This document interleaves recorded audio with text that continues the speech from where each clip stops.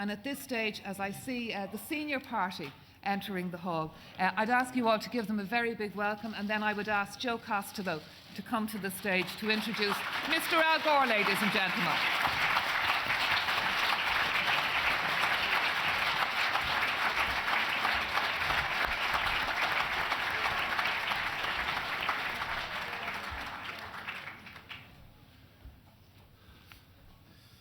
Ladies and gentlemen, our next guest will be well known to you all.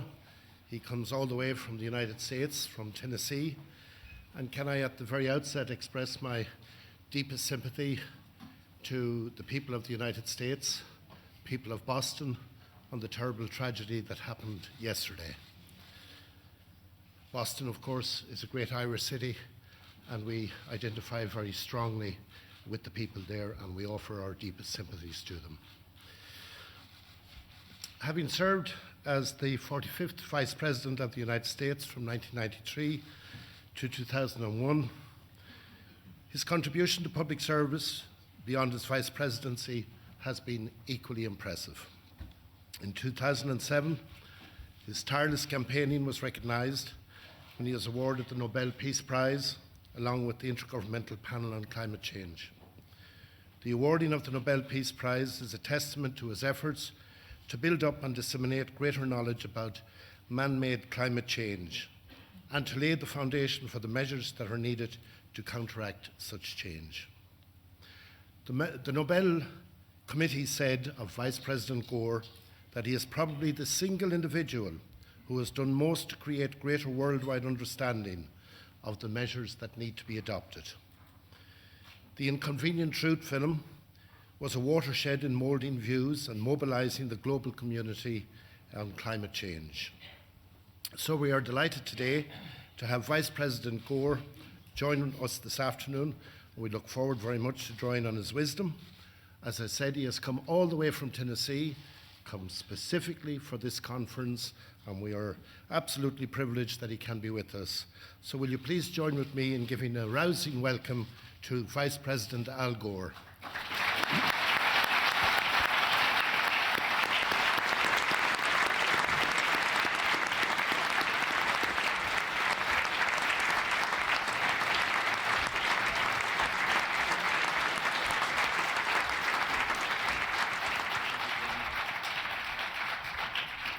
Well, thank you very much for the warm welcome, ladies and gentlemen. It is truly an honor to be here. You will hear speakers frequently use that phrase as if it's just a boilerplate way of clearing one's throat, but in this instance, I use the word honor advisedly because I have such deep respect for the design and focus and purpose and spirit of this meeting.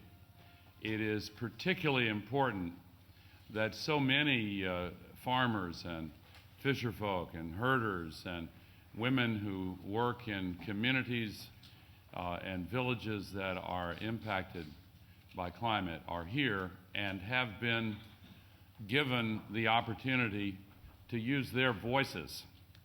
And it is all too rare in this world for those who are representing the communities most vulnerable to climate change and to climate injustice and hunger and malnutrition to have the ear of policymakers and to serve as true experts in a sense in ways that should be done more often. I want to thank the Minister of State, Joe Costello, for your very kind introduction and for your heartfelt words of sympathy and condolence to the people of my country. And indeed, the links between Ireland and Boston are quite significant, as everyone knows. And all Americans have very, very heavy hearts in the wake of yesterday's tragedy. I want to acknowledge my friend and fellow American Dick Blum, who is here on stage, who has annually hosted the premier gathering of experts on global poverty. And Mary and I have very frequently attended that session. And I'm sorry that I missed Tony Lake's presentation earlier on the previous panel, because we worked together so closely in the White House. But I couldn't get here before now. I got here just a few hours ago, and I focused on the plane flight over in reading all of the case studies and all of the testimonies and learning about all these inspiring projects that so many of you here have had so much to do with. There is a great need for more hope in the world as we confront these challenges, and many of you here give us hope, so thank you very much for doing that. I had a wonderful visit with Tonashta, Eamon Gilmore earlier, and we will be together later on. I have to say also that another principal reason it's an honor for me to be here is, of course, Mary Robinson. What do you say? Fantastic. And I want to thank Ireland itself for giving us in the world Mary Robinson. It's not so much that you've given her to the world. You birthed this daughter of Ire and educated her, gave her a passion for justice and dreams of a better future, lifted her up, and then unleashed her on the world. And her constant motion and inexhaustible energy to try to make the world a better place and resolve conflicts and lift up those who are in need of it. I don't want to brag on you so much that they think I'm laying it on thick, Mary, but it has been really a tremendous privilege to have an opportunity to work with Mary Robinson in several different roles. And I want to thank Ireland as well. You don't need to hear this from me or from anyone, but the world is quite aware that particularly when it comes to issues involving hunger and malnutrition, Ireland is the leader among nations with a much higher commitment, a much higher percentage of its aid going to fight hunger and malnutrition. And of course, the reason Ireland has done this is evidence of a secret of the human condition. Suffering binds us together. And those who have suffered are more likely to be moved to reach out to those who suffer as they did. And the culture and traditions of Ireland have somehow ensured that this spiritual commitment to alleviate the kind of suffering that caused so much devastation in this land so long ago has been passed on from generation to generation. And it is a magnificent example of the nobility that can be found in the human spirit.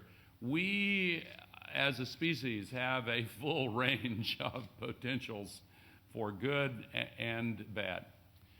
But when we find an example of people lifting up the best in us, it is truly inspiring.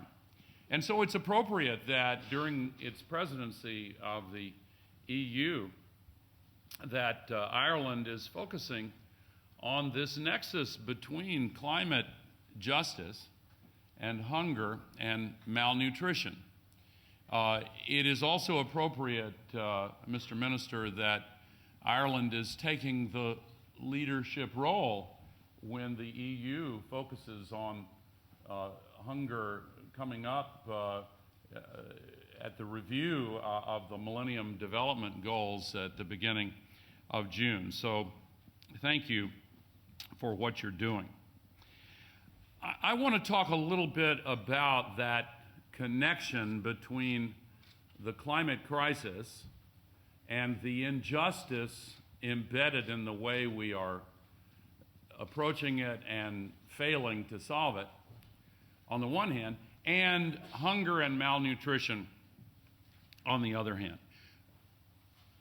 I know that in any discussion of climate and hunger, there is a natural tendency to focus on adaptation and ways to survive the hardships associated with climate change. And indeed, we must. But I also want to make certain to give appropriate due to what I regard as the most significant challenge facing humankind in this first part of the 21st century, and that is to prevent the much worse damage that can take place unless we quickly come to our senses and reduce the causes of this crisis. The world as a whole is putting 90 million tons of global warming pollution into the atmosphere every day, as if it is an open sewer. And the accumulation of this man-made global warming pollution now traps as much extra energy in the atmosphere each day than would be released by 400,000 Hiroshima atomic bombs. We live on a very large planet, but that's a lot of energy. And it is causing a massive disruption of the water cycle that is a condition of nature we have always been familiar with since the beginning of our species. Much more water is evaporated off warmer oceans, and the warmer air holds much more water vapor. So when storm conditions trigger a release of precipitation, these storms reach out often 2,000 kilometers and funnel inland massive downpours that are causing historic flooding on every continent. Last year, Ireland, along with your neighbor, the United Kingdom, had historic flooding, massive downpours. The rain patterns have changed. Joe mentioned I came from Nashville, Tennessee. My home city 2.5 years ago, thousands of my neighbors lost their homes and businesses, and they had no insurance because it had never flooded in the areas affected. It was what the scientists called a once-in-a-thousand-year event. But once-in-a-thousand-year events, once-in-500-year events, once-in-100-year events are happening quite regularly now. And all of the tables that are based on the regularity of these events in the past are less useful. More significantly than that, the timing of precipitation events is colliding with the knowledge that has been passed down to subsistence farmers from their parents and grandparents. Knowledge that used to be valuable in predicting the best times to plant and the time to harvest. And now the ability to predict this natural cycle is being disrupted. And so subsistence farmers are suffering very harsh impacts for a number of reasons. The underlying cause, of course, is this continued spewing of global warming pollution. I said we are using the atmosphere as if it were an open sewer. In the 19th century, cholera was a big killer. And in London, during the midst of a cholera epidemic, a doctor took an unusual step. He used a map and put dots for every case of cholera. And he overlaid it on top of the sewer system. And it enabled him to connect the dots and trace the outbreak to a single pump on Broad Street. And soon thereafter, Louis Pasteur discovered the bacterial cause of cholera. Well, now we have to connect the dots. CO2 is invisible and tasteless and odorless, and many of the other greenhouse gases are as well. But we know where they're coming from, and we know what they do. And we know what they will do if we continue to accumulate this massive volume in the atmosphere. 20% of what we put up there today will still be warming the planet 10,000 years from now. So the climate injustice that we are responsible for in the present generation is inflicted not only disproportionately on subsistence farmers and people in developing countries least able to adapt, it is inflicted as well on future generations.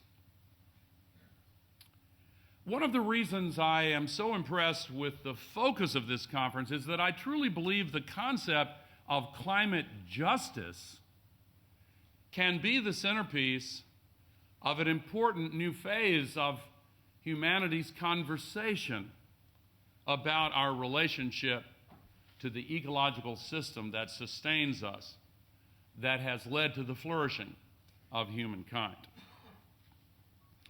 In connecting the dots, we are now seeing ever more clearly the consequences of these extreme weather events. I spoke of Nashville, Tennessee. At the end of last year, New York City and New Jersey were devastated by Hurricane and Superstorm Sandy. Joe mentioned my movie of a few years ago. The single most common criticism of that movie was directed at a scene in the movie which illustrated how rising seas and storm surges would put ocean water in the World Trade Center Memorial site. And the skeptics and deniers said, that's ridiculous. That's demagogic. That can't possibly happen. It happened. Ahead of schedule. At the end of October last year. We have to connect these dots. The flood in Pakistan that displaced 20 million people. 2 months ago in Australia, they got 2.5 feet of rain in 48 hours. And of course, I could spend all of the time here giving you the list every day almost. The newscast is like a nature hike through the book of Revelation. But even with this glaring evidence, many people still do not connect the dots. The Arctic ice cap is now 50% gone compared to 40 years ago.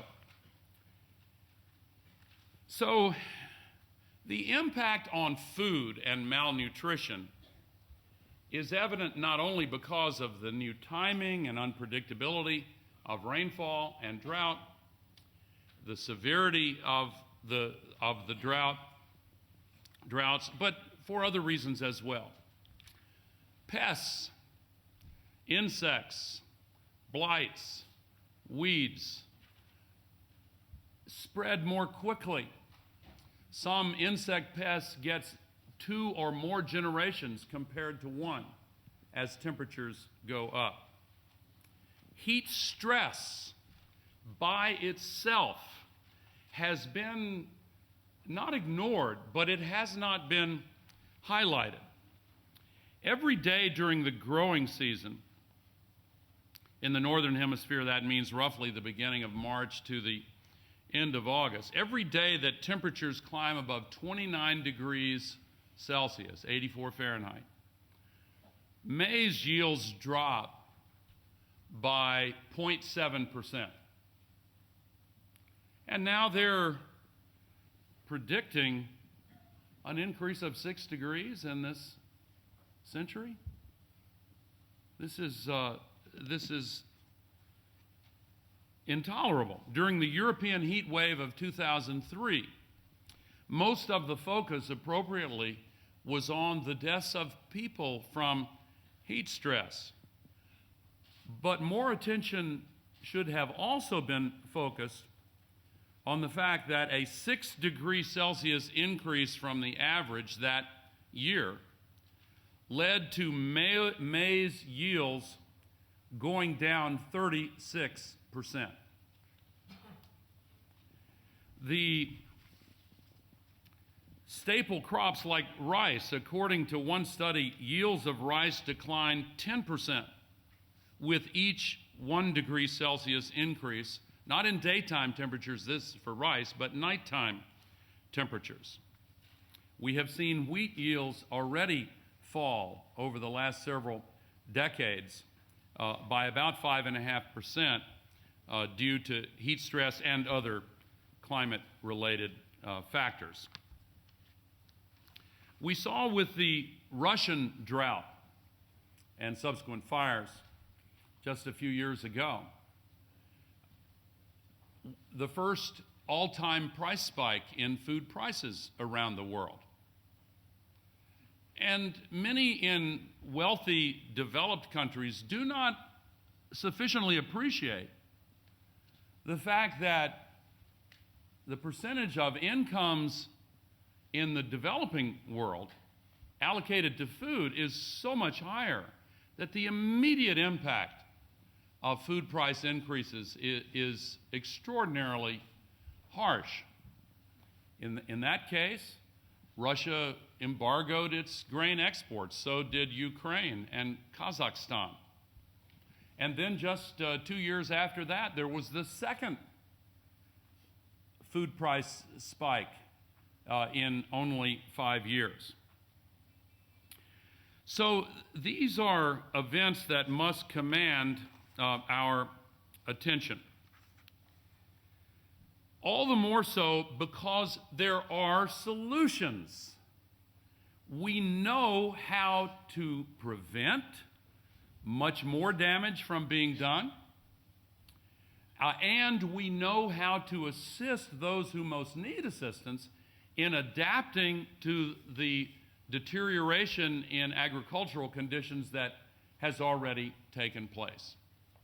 Crop rotation, no-till farming, diversification, subterranean irrigation, even better than drip irrigation, agroforestry, the use of leguminous plants to restore the fertility of the soil. Some of these techniques were used in previous eras and then discarded for a variety of reasons. But we now have the combination of traditional knowledge and scientific expertise, which together can make all the difference in increasing effective yields, reducing spoilage, regenerating the soil so that the depletion of soil carbon and soil nutrients does not further decrease yields. So the participation of those who live with this complex of issues every day is, as I've said, absolutely crucial to develop a better understanding of what to do. And the international community, as Mary Robinson has eloquently said, must make this nexus between climate justice, hunger, and malnutrition the heart of the post-2015 development agenda. It is an absolute priority to get the balance right between the economic and the social and environmental pillars that will support the kind of future that humankind deserves. Giving a voice to grassroots people and local practitioners, many representing some of the world's most vulnerable communities, is a wonderful contribution to this debate.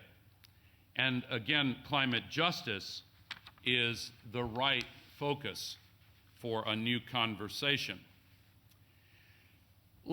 Before I close, let me just expand briefly on the concept of the climate conversation.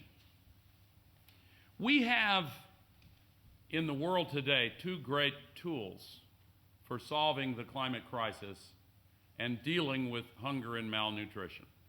One is democracy, and the other is capitalism.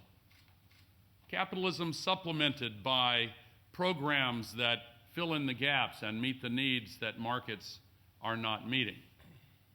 In order to use markets as an ally, we have to put a price on greenhouse gas pollution. And in order to use democracy to safeguard our future, we have to win the conversation. Here's what I mean by that. When I was a young boy, spending a good part of each year in my native state of Tennessee, it was a time when my country was going through the civil rights revolution. It's difficult now to look back and imagine what my country was like in those days. But I remember when the conversation about civil rights was won. One of my acquaintances as a boy made a racist comment, and another one of my acquaintances for the first time spoke up and said, "Hey, that's not acceptable. We don't talk like that." And in millions of conversations across the United States, the consciousness changed, and then the laws changed. 2 months ago, 2 gay men were standing in a long line to get pizza, and someone walked by and made a hateful comment about the fact that they were gay. And literally everyone else in that line turned on this man and said, "Don't speak like that. It's unacceptable." We are winning that conversation about acceptance and equality and the lifting of the human spirit and the abandonment of yet another old prejudice that has served as a basis or an excuse for unleashing the hatred that all too often lies coiled in the human soul. We have to win the conversation about climate. When you hear denial, speak up. Don't let it pass. Even though we have made some progress in the battle against hunger, it is not nearly enough. And that progress we have made could be lost unless we deal with the climate crisis. Now is a time for boldness and vision, an acceptance of the reality that must be dealt with if we are to safeguard the future of humankind. We cannot continue sleepwalking toward the edge of history's cliff.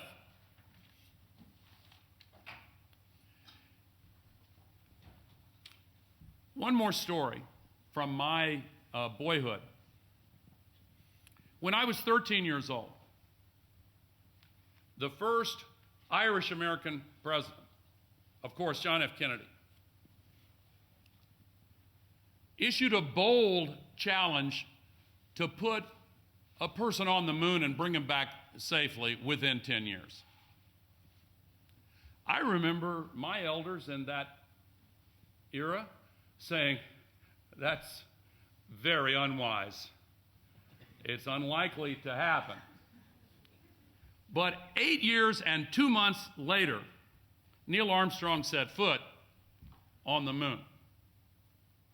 And the moment he did so in Houston, Texas, where NASA's Mission Control was located, there was a great cheer that went up. The average age of those systems engineers in the room that day was 26, which means that their average age when they heard that challenge was 18. And they turned their lives and opened their spirits to be a part of meeting that challenge. We have students here today. Mary made sure of it. Okay. And the young people in all of the countries represented here are looking to us to be bold. We can't continue this sleepwalking. Aristotle once wrote that the end of a thing defines its nature. If, God forbid, we were to somehow fail to rise to this challenge, and we went off that climate cliff, what would it say about who we are as human beings? The answer is in our hands now. Are we destined to destroy the conditions that have led to our flourishing? Are we destined to condemn future generations to untold suffering? Are we destined to prove the proposition that the combination of an opposable thumb and a neocortex is just a failed experiment? I refuse to accept it. I refuse to believe it. And we have to make our stand.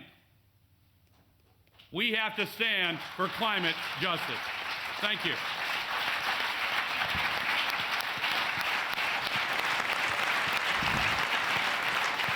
Thank you.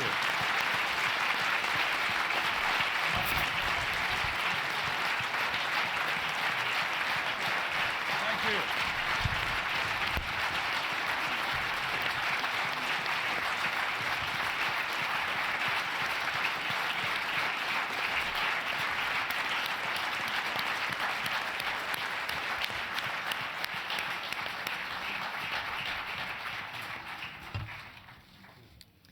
That's a man and a speech that has joined a couple of dots, I think. Thank you very much indeed, Al Gore.